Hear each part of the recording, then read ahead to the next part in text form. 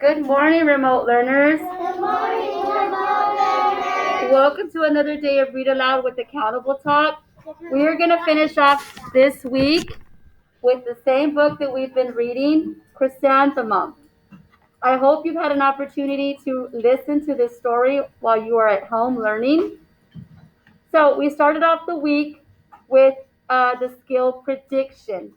And we said that a prediction is when we think about what the story is going to be about based on the title and based on the front cover of our book.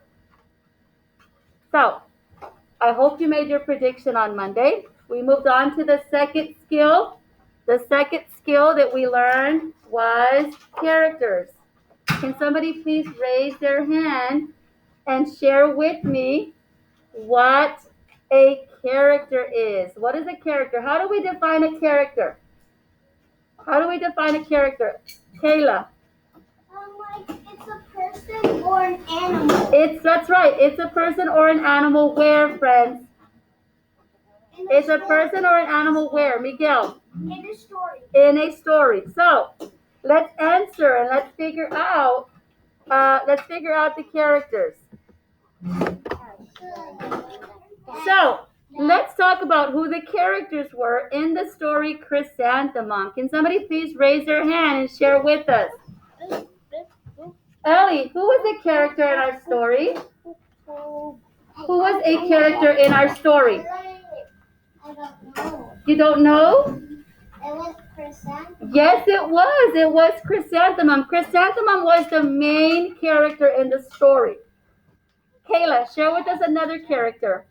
It was Victoria. Victoria was another character in the story. Good. Nailani, who was another character? Chrysanthemum's mom and dad. Chrysanthemum's mom and dad. Good. Miguel. Mrs. Twinkle. Mrs. Twinkle, the music teacher. Paisley. The teacher, Mrs. Chud. Aaliyah. Victoria was, and Ileana. Who was another friend in that story? And Rita. Good. I hope you chose those as your characters in the story. Now, let's move on to the next skill that we talked about. The next skill we talked about was the setting. How do we define the setting, Miguel? The story takes place. It's when or where the story takes place. All right, let's talk about the setting. Where did this story take place, Kayla? What was one place in which the story took place? At school. It took place at school. Aaliyah, what was another place? At the house. It started at the house. So yes, if you wrote those down and you illustrated those pictures, you were correct. All right. The next skills, I'm going to put these together. The next skills were problem solution. Kayla, how do we define the problem? How do we define the problem? We have to. We say that the problem is when something goes wrong. When something goes wrong in the story. Good. When something goes wrong. When we have a problem, we have to have a solution. Miguel, what is the solution? It's when we what? It's when we what the problem? When we fix it. When we When it my fault. Hold on. I know it too. Do you know it, Ellie? The solution is when we get problem is when we solve. We do how we solve it. Well, what do we do? What's another way? How else can we say that?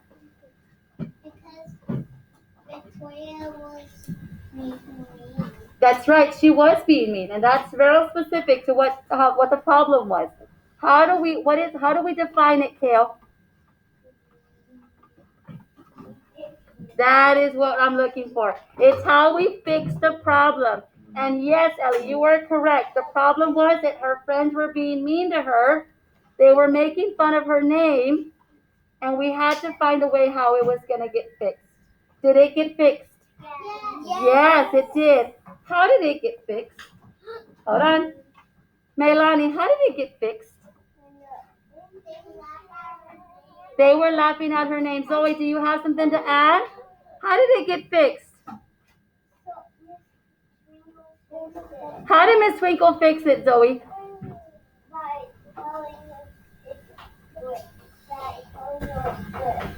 By telling her yes. But what happened, Mason? Mrs. Twinkle, she did help fix the problem. What did she do? What did she do?